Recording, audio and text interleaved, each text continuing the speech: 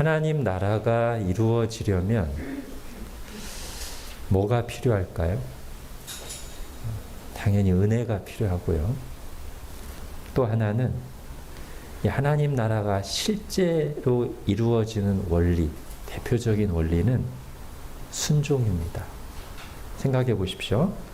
하나님의 나라는 하나님의 다스림이 이루어져서 하나님의 뜻이 모든 곳에 실현되는 게 하나님 나라잖아요. 다스리시는 하나님은 온전하게 스스로 하나님의 뜻을 행하시죠. 뭐가 따라줘야 돼요? 그 다스림을 받는 하나님의 백성들이 그 하나님의 뜻을 받아들이고 순종해야 그곳에 하나님의 뜻이 온전히 실현되는 하나님의 나라가 이루어지는 것입니다. 그러니까 순종이 하나님 나라를 실현하는 원리예요. 다른 말로 하면 우리가 많이 하는 말씀, 너희는 먼저 그의 나라와 그의 의를 구하라. 어떻게 하는 겁니까? 순종하는 겁니다. 순종하는 게 하나님 나라 구하는 것의 핵심입니다. 자, 그런데 우리가 이제 이 교회와 직분 시리즈 말씀을 쭉 들으면서 앞에서 얘기했지만 하나님께서 다스리실 때 하나님이 세우신 하나님 나라 공동체, 교회와 가정은 어떤 식으로 다스리시냐면 대리 통치자를 두셔서 권위자를 두셔서 다스리시거든요. 그러면 이제 이 하나님 나라 공동체 안에서 어떤 종류의 순종이 있어야 되냐면 두 가지 방향에서 순종이 다 필요해요. 하나는 먼저 하나님께서 이 공동체 안에 대리 통치자로 세운 권위자로 세운 사람이 하나님께 순종해야만 돼요. 그래야만 그 자신이 먼저 하나님께 순종하고 하나님의 뜻대로 가르치고 다스림을 펼쳐야만 이 공동체가 하나님의 나라가 될 가능성이 있죠. 그러지 않고 하나님이 세우신 지도자가, 권위자가 하나님의 뜻을 무시하고 자기가 왕이 돼서 자기 소견에 옳은 대로 나라를 다스릴 경우, 그 공동체를 다스릴 경우 세상 나라, 세상 공동체와 똑같이 됩니다. 여러분, 이스라엘의 첫 번째 왕인 사울이 바로 그것 때문에 버림받은 거잖아요. 하나님께서 이스라엘에게 왕을 세우셨을 때는 그 왕이 하나님의 뜻대로 통치해서 그 왕이 다스리는 이스라엘이 하나님의 나라가 되기를 원하신 거죠. 그러니까 하나님이 세우신 왕의 가장 큰 중요한 덕목은 순종이에요. 하나님께 순종하는 거예요. 근데 사울이 거기서 이탈한 거죠.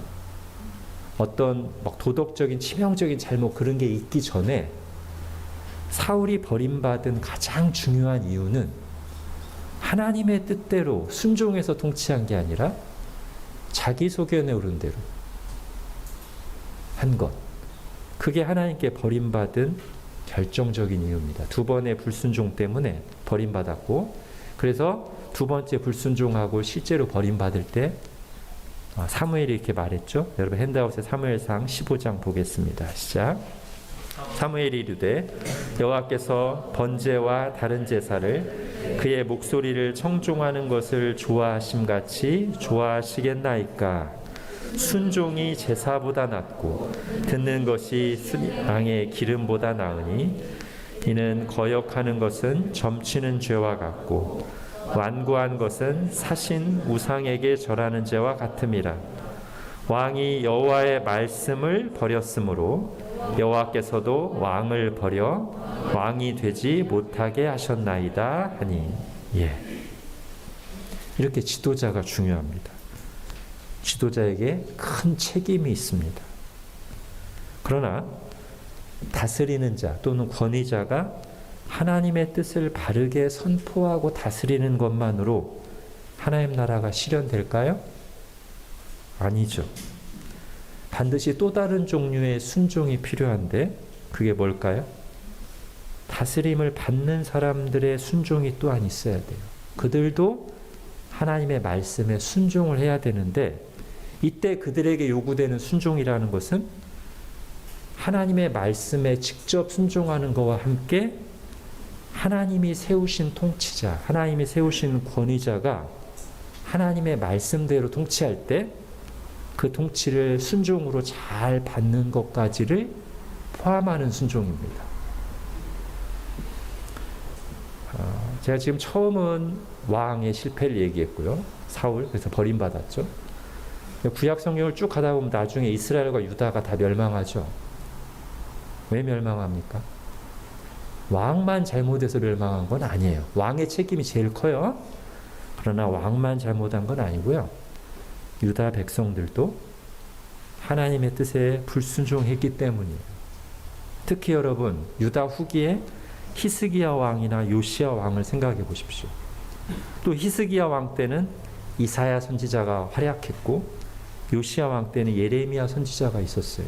즉 그때 훌륭한 하나님의 말씀대로 선포하기도 하고 말씀을 적용해서 통치하기도 하는 지도자들, 권위자들이 있었는데 백성들이 그거를 제대로 따르지 않고 자기 소견에 오른 길로 계속 갔기 때문에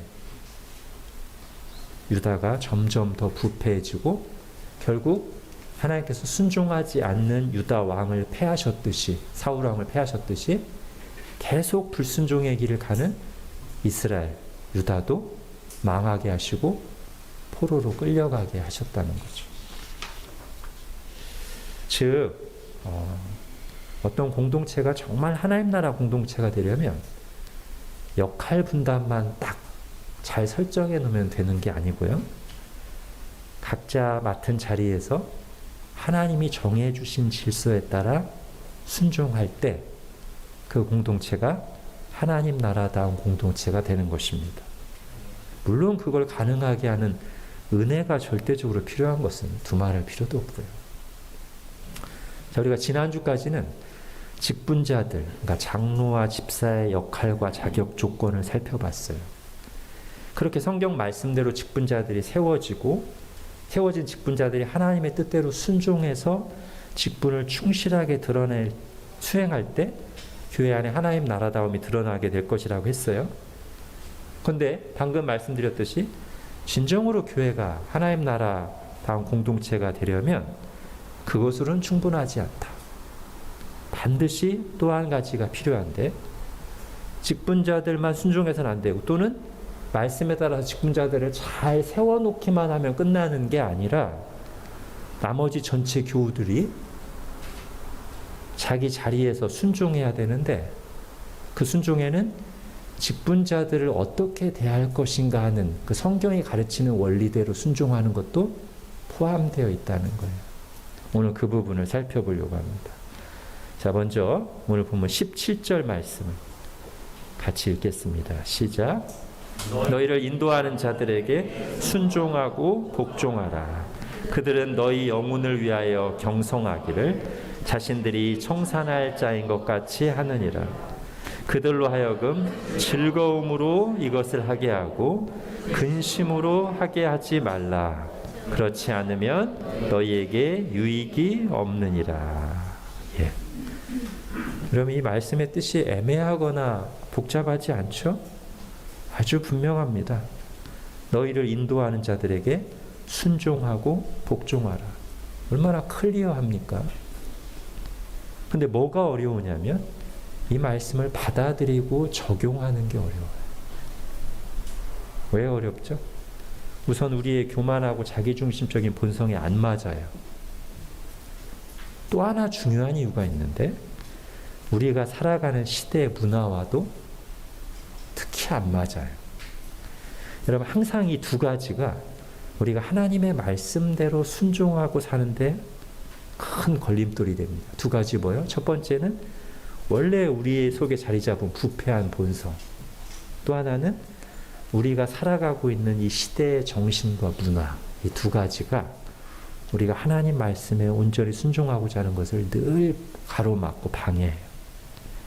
여러분 중세시대의 귀족이나 우리나라 조선시대 양반들이 하나님의 말씀대로 살려고 할 때 특별히 자기 부인이 필요했던 영역이 뭘까요? 노예들, 하인들, 노비들을 자신과 동등한 인격체로 대하는 것,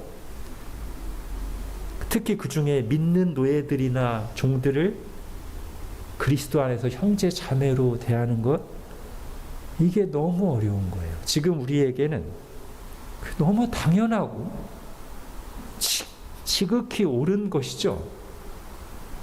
그리고 우리는 그게 그렇게 자기 부인이 많이 필요하진 않아요.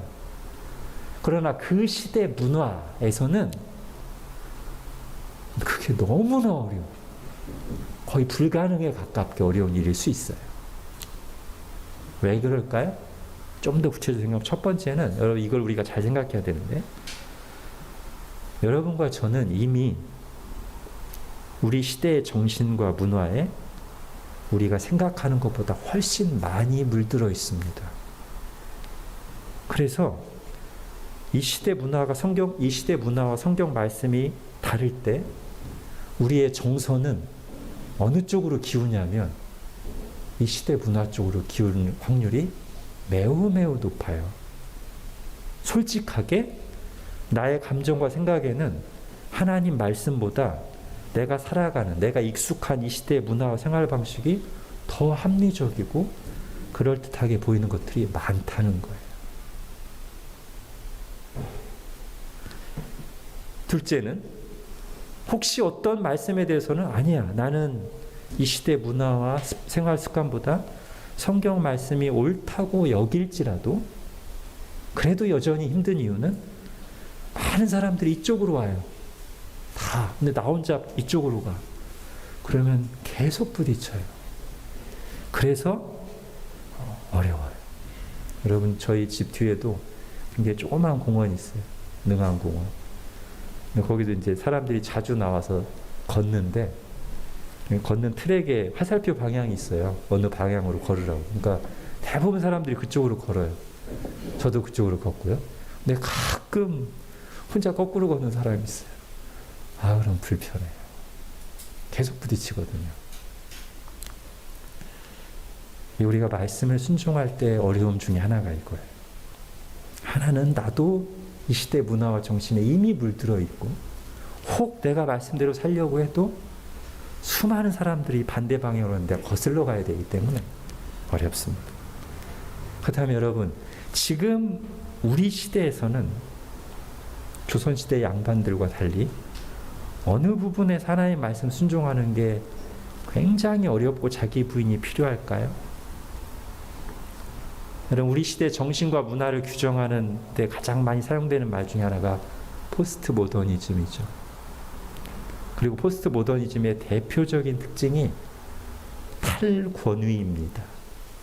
즉 전통적인 권위에 대한 부정, 해체, 이런 것이죠. 그런 현상이 점점 더 심화되고 있어요. 그래서 권위에 대한 존중, 이것도 많이 사라졌고, 존중을 넘어 순종? 아유, 이건 아니죠. 그죠? 어떻습니까, 여러분? 우리의 정서상 권위에 대한 순종? 예. 거의 불가능할 정도로 이 시대 문화와 분위기는 그렇습니다. 특히 어떤 권위냐면 관계에 있어서의 권위에서 점점 그래져요. 아직 남아있는 권위는 뭐냐면 실력에 대한 권위는 좀 남아있어요. 전문가의 권위, 탁월한 예술가의 권위, 이런 건 좀 남아있죠. 근데 잘 생각해, 그러나 부모의 권위, 교사의 권위, 지도자의 권위, 이런 것들은 정말 많이 추락했습니다. 자, 잘 생각해 보면 그 실력의 권위는 남아있다고 했는데, 이건 어떻게 보면 그 사람과 인격의 권위를 인정한다기보다는 그냥 객관적인 실력을 인정하는 거일 수 있어요. 그죠? 물론 권위를 인격이나 실력과 완전히 분리하는 것은 불가능합니다. 권위를 가진 사람에게는 그에 걸맞는 어느 정도의 인격과 실력이 요구되기 때문이죠. 다만 오직 실력만으로 권위 여부가 평가된다면 그건 아주 냉정하고 계산적이고 비인간적인 세상이 될 것입니다. 여러분 잘 들으십시오. 저는 지금 유교 사상을 말하고 있는 게 아닙니다. 성경적인 가치관을 말하고 있습니다. 부모를 공경하고 순종하라. 이것은, 이 가르침은 유교 사상에만 있는 게 아니라 오히려 이 가르침의 진정한 원조는 성경이에요. 아니, 하나님이십니다. 부모 자녀 관계라는 것을 만드시고 부모 자녀 간에 질서를 두시고 부모에게 권위와 책임을 주신 분이 누구예요? 하나님이시죠. 그러므로 하나님을 경외하며 순종하는 사람은 하나님의 뜻대로 부모도 공경하고 순종하는 사람입니다. 당연히 부모도 하나님께 순종해야 되죠. 하나님을 경외하는 부모는 자녀들을 비성경적인 방식으로 양육하거나 비인격적으로 대하지 않는 사람이어야 됩니다. 그 가정에 어떤 문제가 있다면 자녀보다 부모의 책임이 훨씬 큽니다. 다만 그 가정이 하나님 나라 공동체다운 모습을 드러내고자 할 때는 부모만 하나님께 순종해서 되는 게 아니라 반드시 누구도 같이 순종해야 돼요. 하나님 뜻에. 자녀들도 하나님 뜻에 순종해야 되고, 이때 자녀들이 해야 될 순종에는 뭐도 포함되어 있다? 하나님이 우리 가정에 세우신 권위자, 부모에 대한, 사람에 대한 순종도 포함되어 있다는 거예요. 저는 하나님께만 순종합니다. 사람에게는 안 합니다. 그게 하나님께 불순종하는 겁니다. 제가 설교 서두에서 말한 내용이죠. 하나님께서 대리 통치자를 두어, 권위자를 두어 하나님 나라 공동체를 다스릴 때 두 가지 방향에서 순종이 다 필요해요.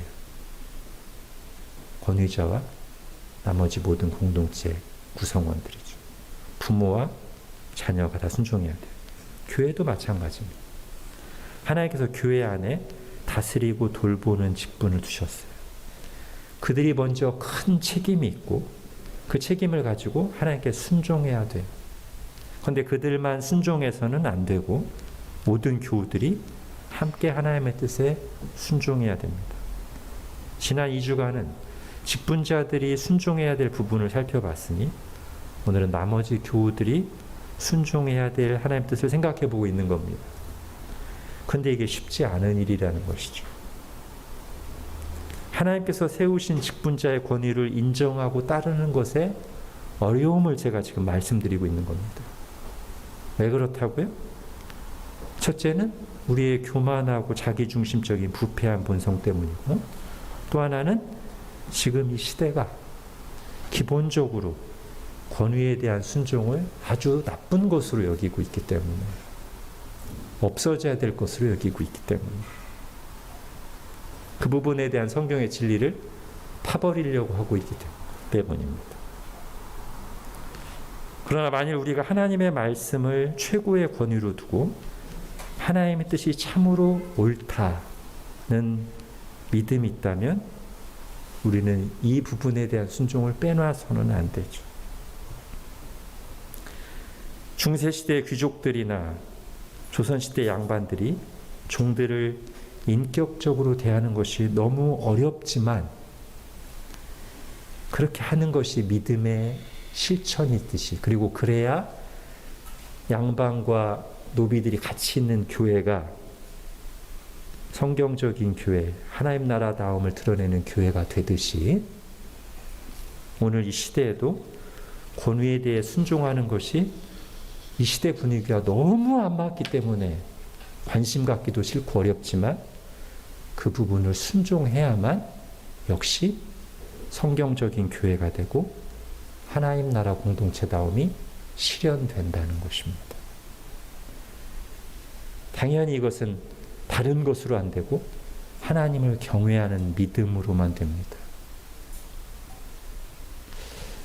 자, 여기서 직분에 대한 성경적인 개념을 하나 더 정리해 볼게요. 지난주에는 직분이 제가 뭐라고 했죠? 섬기는 실무직이라고 했죠. 교회 어느 정도 다니면 시간이 지나면 주어지는 계급장이나 명예직이 아니고, 또는 뒷짐지고 대접받는 자리가 아니라 하나님께서 맡기신 분명히 해야 할 일이 있는 실무직이요, 그 일을 행함에 있어서 섬기는 자세로 해야 되는 섬기는 실무직이라고 했어요. 이게 성경적인 직분 개념이라고 했어요. 직분자들은 이걸 잘 기억해야 돼요. 자, 근데 또 하나가 있습니다. 이제 다른 교우들이 직분자들을 대할 때 기억해야 될 부분인데, 성경적인 직분관에 대한 또 하나 중요한 것은 말씀 아래에 있는 권위라는 것입니다. 직분은 한편으로는 섬기는 실무직이고 또 한편으로는 말씀 아래에 있는 권위예요. 신자들은 직분자들의 권위를 인정해야 됩니다. 왜냐하면 그 권위는 하나님으로부터 또 하나님의 말씀에 의해 주어진 권위이기 때문이에요.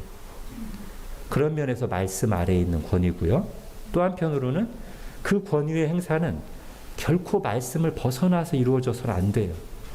말씀에 따라야 되고 또는 말씀에 의해서 제한돼야 되고 말씀에 의해서 옳고 그름이 분별돼야 돼요.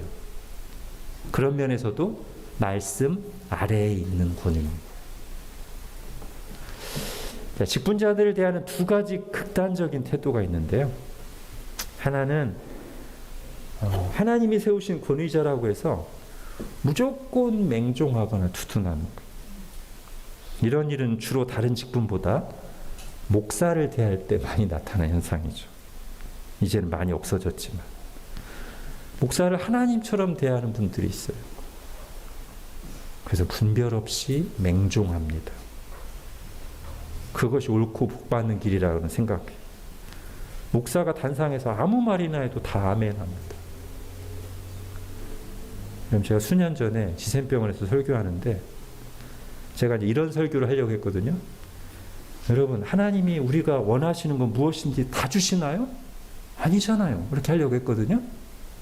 근데 제가 하나님 우리가 원하시는 건 무엇인지 다 주시나요? 했더니 어떤 분이 아멘! 그 다음에 제가 아니잖아요 라고 해야 되는데 그 앞에서 아멘 해버리니까 굉장히 가뿐 쌓여지는 상황이 발생했습니다. 그리고 어떻게 합니까? 잠시 머뭇거리다가 아니죠. 네. 그러면 안 된다는 거예요. 분별 없는 맹종 또는 무조건 의지하는 것은 자기 신앙에도 도움이 안 되고 그가 맹종함에 따르는 영적 지도자에도 도움이 안 돼요. 아무 말이나 해도 아멘하는 회중들로 가득 차게 되면 나중에 목사가 말씀을 제대로 준비하지도 않고 하나님 두려워하지도 않고 아무 말이나 하는 사람이 될 가능성이 있어요. 아무 말이나 해도 아멘하니까 쉽게 아무 말이나 하게 돼요. 그러다 이단으로 가고요. 성경은 교회 안에 지도자들 중에 잘못된 길로 갔던 사람들의 이름을 여럿 언급하기도 하고요. 또는 영적 지도자들이 잘못된 길로 갈 수 있을 위험성에 대해서 엄중히 경고하기도 합니다. 바울도 에베소 교회 장로들을 불러 고별 설교를 하면서 이렇게 말하죠. 여러분 핸드아웃에 사도행전 20장 같이 읽겠습니다. 시작. 내가 떠난 후에 사나운 이리가 여러분들에게 들어와서 그 양떼를 아끼지 아니하며 또한 여러분 중에서도 제자들을 끌어 자기를 따르게 하려고 어그러진 말을 하는 사람들이 일어날 줄을 내가 아노라. 예, 이런 일들이 있어요. 그러니까 분별해야 돼요. 자, 분별 없는 맹종이 직분자를 대하는 잘못된 극단의 한쪽이라면 반대쪽의 또 다른 극단은 직분자들에게 지나치게 높은 기준을 요구하며 거기서 조금이라도 부족하면 즉 자기 양에 안 차면 아예 그냥 권위 자체를 부정하는 태도, 그리고 굉장히 무례하고 공격적인 언행이 뒤따릅니다. 어차피 난 저 사람을 하나님이 세운 사람으로 인정하지 않는다는 생각을 가지고 또는 종종 내가 저 사람보다 낫다는 생각을 가지고 아주 교만하게 행동할 수 있어요. 여러분, 이 두 경우의 극단이 놓치고 있는 공통된 사실이 있는데요. 하나님께서는 불완전하고 부족한 질그릇을 택하셔서 일하신다는 사실입니다. 그러니까 직분자를 사람으로 봐야 되는데 한쪽 극단은 분별 없이 막 하나님처럼 바라보는 극단이고, 또 하나는 자꾸 사람에게 하나님 수준을 요구하는 극단이죠. 여러분, 사람을 너무 크게 보지 말아야 됩니다. 우리가 직분자의 권위를 존중하는 것은, 한다는 것은 이 두 가지 다 아니에요. 하나님처럼 여기라는 것도 아니고 하나님같이 완전한 수준을 요구하는 것도 아닙니다. 우리가 사람의 부족하고 연약함에도 불구하고 세워진 직분자를 존중하는 것은 하나님께서 그런 질서를 정하셨고 질그릇을 통해서도 얼마든지 하나님의 영광을 드러낼 수 있는 분이시라는 것을 믿기 때문입니다. 자, 직분자가 죄를 지었을 때는 어떻게 해야 되죠? 당연히 합당한 조치가 행해져야 됩니다. 마태복음 18장에 나오는 범죄한 형제를 다루는 성경적인 방식이 있죠. 먼저는 조용히, 그 다음 두세 사람이 가서, 그 다음에는 교회에 말하고, 그래도 듣지 않으면 출교하는 거죠. 여러분, 이 원리가 목사나 장로라고 해서 예외는 없습니다. 아니, 오히려 교회 영적 지도자가 죄를 범할 경우에는 그 영향력이 훨씬 크기 때문에 엄중하게 다뤄져야 됩니다. 리차드 백스터라는 종교개혁 시대 목사가 그의 유명한 책 참된 목자에서 알폰스 왕의 말을 인용하면서 이렇게 말했어요. 즉, 영적 지도자들의 죄는 더 큰 책임이 있다는 사실을 경고하면서 이렇게 말했습니다. 위대한 사람은 작은 죄를 지을 수 없습니다. 맞습니다. 다만 지도자의 죄를 다룰 때는 그만큼 신중해야 하고, 죄가 분명하게 밝혀졌을 때는 더 엄중하게 징계해야 하지만, 그때에도 하나님이 세우신 일꾼에 대한 기본적인 존중의 태도조차 버려서는 안 됩니다. 자, 지도자의 죄를 다룰 때 신중함에 대해서 바울이 디모데전서 5장에서 이렇게 말했습니다. 같이 읽겠습니다. 시작. 장로에 대한 고발은 두세 증인이 없으면 받지 말 것이오. 자, 다윗이 아마 좋은 모범이 될 것 같아요. 다윗에게 있어서 권위자가 누구였습니까? 사울이었죠. 사울은 하나님 보시기에 정말 잘못된 사람이에요. 결코 지도자답지 않았습니다. 뿐만 아니라 다윗 자신에게도 개인적으로 아주 악하고 모질게 행동했어요. 근데 다윗은 사울을 어떻게 대하죠? 사울의 잘못된 행동을 분별하고 경계하고 때로 지적하되 공적인 심판이 이루어지기 전까지 사울을 하나님이 세우신 왕으로 인정하고 그에 걸맞는 존중의 태도를 끝까지 잃어버리지 않았습니다. 우리가 이런 다윗의 모범을 잘 생각하고 그렇게 행할 수 있기를 바랍니다. 자, 죄를 범하고 그걸 다루는 일은 이제 흔치 않은 경우고요. 자, 그보다는 이제 우리가 더 많이 생각하고 적용해야 될 것은 평소 어떻게 대해야 되는지겠죠. 자, 그걸 잘 요약한 게 이제 오늘 본문인데요. 짧게 다루겠습니다. 다시 한번 17절 말씀을 읽겠습니다. 시작. 너희를 인도하는 자들에게 순종하고 복종하라. 그들은 너희 영혼을 위하여 경성하기를 자신들이 청산할 자인 것 같이 하느니라. 그들로 하여금 즐거움으로 이것을 하게 하고 근심으로 하게 하지 말라. 그렇지 않으면 너희에게 유익이 없느니라. 예. 직분을 맡아서 교회를 다스리고 섬기는 이들을 귀히 여기고 그들의 가르침과 권면에 순종하라고 합니다. 이게 기본적인 태도예요. 그리고 이것은 성경 다른 곳에서도 거듭해서 나오는 말씀입니다. 쭉 읽어볼까요? 베드로전서 5장 5절부터 시작. 젊은 자들아, 이와 같이 장로들에게 순종하고 다 서로 겸손으로 허리를 동이라. 하나님은 교만한 자를 대적하시되 겸손한 자들에게는 은혜를 주시느니라. 잘 다스리는 장로들은 배나 존경할 자로 알되 말씀과 가르침에 수고하는 이들에게는 더욱 그리할 것이니라.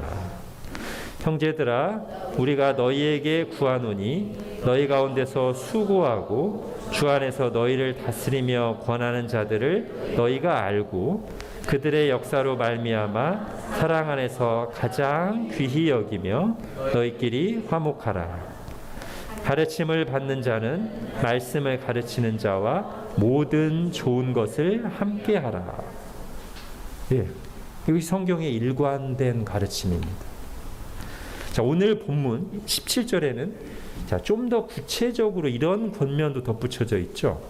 그들로 하여금 즐거움으로 이것을 하게 하고 근심으로 하게 하지 말라.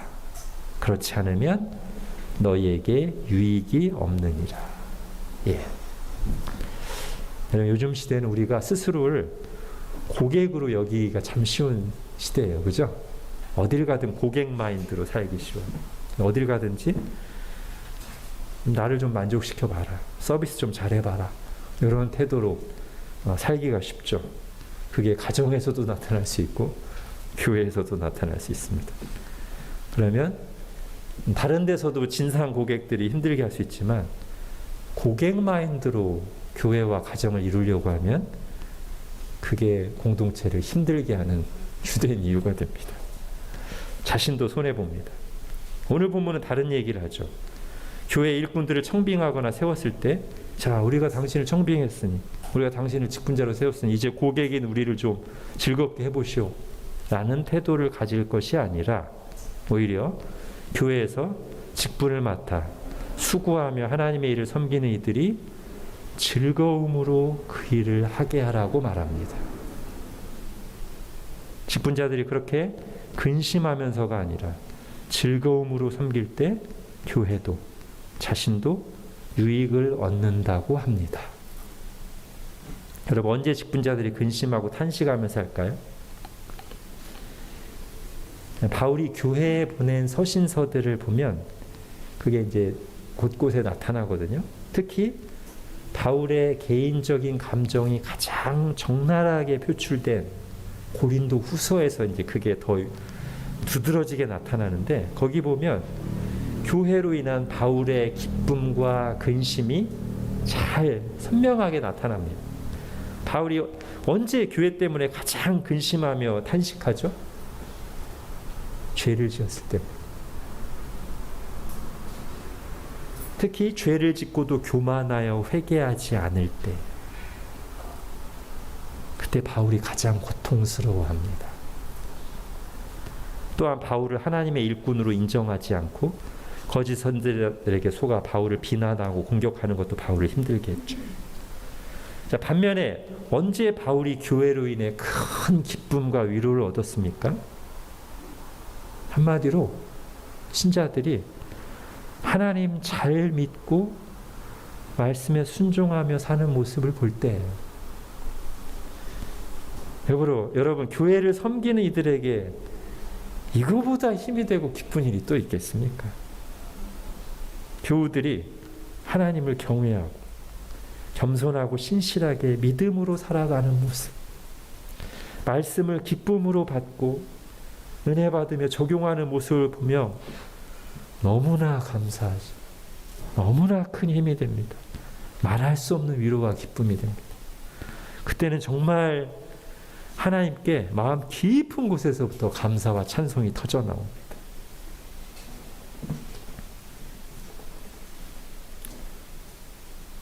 그러니까 그렇게 하시면 돼요. 하나님 잘 믿고 하나님 말씀을 잘 받고 사시면 그게 교회를 섬기는 자들에게 최고의 기쁨과 영광이 됩니다. 자, 이걸 기본으로 해서 오늘 이제 본문의 앞뒤로 7절에서는 그들의 믿음을 본받으라. 그리고 18, 19절에서는 그들을 위해서 기도하라는 내용이 나옵니다. 즉, 직분자들을 존중하고 순종하는 것을 기본으로 하되 거기서 끝나는 게 아니라 그들의 섬김과 수고와 믿음의 본을 따르며 함께 성장해 갈 것과 또 한편으로는 그들도 하나님의 도우심과 은혜가 필요한 연약하고 불완전한 존재임을 알아서 그들의 사역을 위해서, 또한 그들이 힘들게 고군분투하고 있을 때 기도로 동역하는 것이죠.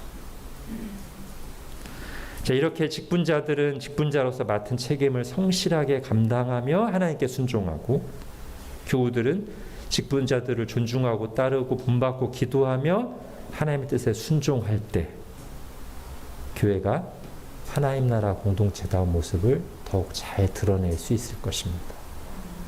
기도하겠습니다. 하나님,